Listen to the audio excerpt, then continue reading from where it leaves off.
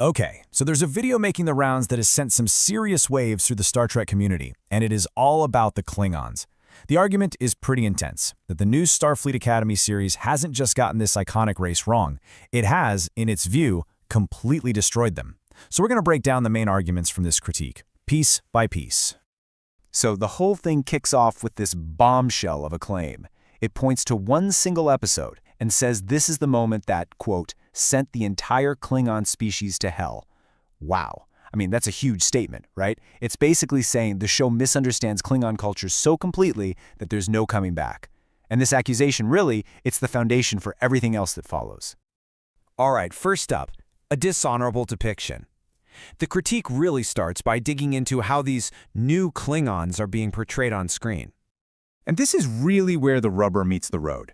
The source argues that everything we thought we knew about Klingons, that warrior ethos, honor in battle, the core of their identity, has been totally flipped on its head. Instead of warriors, they're shown as refugees. Instead of being driven by strength, they're looking for compromise. It's a total inversion of what came before, according to this analysis. Now, to get why this is seen as such a huge deal, you've got to understand the Klingon afterlife. I mean, for a Klingon, their entire life is a build-up to one thing, an honorable death. If you get that, you go to Sto-vo-kor, which is basically their version of heaven. But if you don't, well, you're damned to a Klingon hell forever. The stakes could not be higher.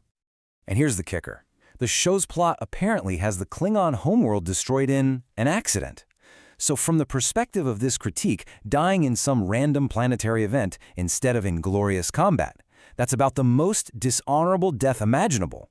So the conclusion is that the show has, by its own plot, damned the entire Klingon species for eternity.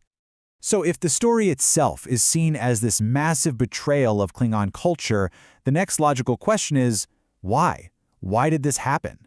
And that brings us to the second major point of the critique, critiquing the creator, with the spotlight turning directly on the episode's writer. The argument here is that these changes weren't just some accident or a bad writing day. No, the claim is that they are a direct result of the writer's own personal ideology, something that's been shaped by his previous work. And to back this up, the video pulls out this very specific quote from the writer, talking about a different project he worked on. It's used as a piece of evidence to suggest a pattern, arguing that his motivations on that project are the same ones driving the story in Starfleet Academy. The video then lays out its own take on the Black Panther Party, and it really hones in on this idea of revolution. The source then connects the dots, arguing that an ideology of overthrowing old culture is exactly what's happening to the Klingons in the show, a deliberate tearing down of their traditions and values. Okay, so we've gone from one episode to one writer, and now the argument zooms out even further. The source claims that this isn't just an isolated problem. Instead, it's a symptom of a much bigger change in the entire philosophy of Star Trek. And this right here really lays it all out. The argument is that the franchise used to use alien races as these big allegories to talk about humanity as a whole, but now it's shifted to something much more personal, a focus on direct representation where the goal is for the audience to see themselves, their specific identity, on screen. And this supposed shift leads to what the source calls a new core tension running through the whole franchise, the idea of identity versus deeds. The claim, plain and simple, is that in modern Trek, who a character is, their background, their identity, has become way more important than what they do. Their skills, their accomplishments, their actions. So the video lays out this supposed modern formula, and it goes something like this.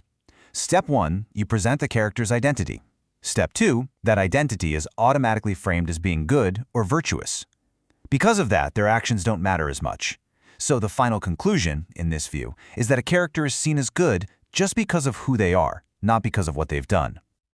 Okay, so the critique has made its case against the story, the writer, and the whole philosophy. But what does the audience think? Does any of this matter if people are watching? Well, for its final point, the video brings out the numbers to deliver its verdict. And to make the point that the show is bombing, the source puts up this chart. Now, what's interesting here is that it compares Starfleet Academy to The Acolyte, another show that the source also calls a commercial bomb.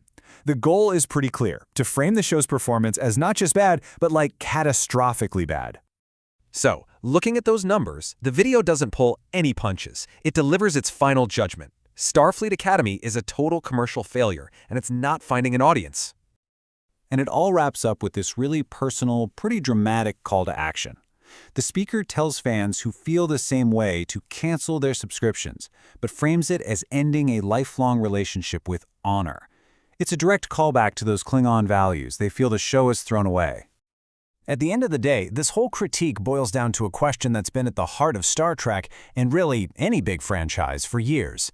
As these stories we love try to find new audiences and tell new stories, where do you draw the line? What's the difference between a bold, exciting reinvention and a flat-out betrayal of what came before? It's a tough question, and it's one fans will be debating for a long, long time.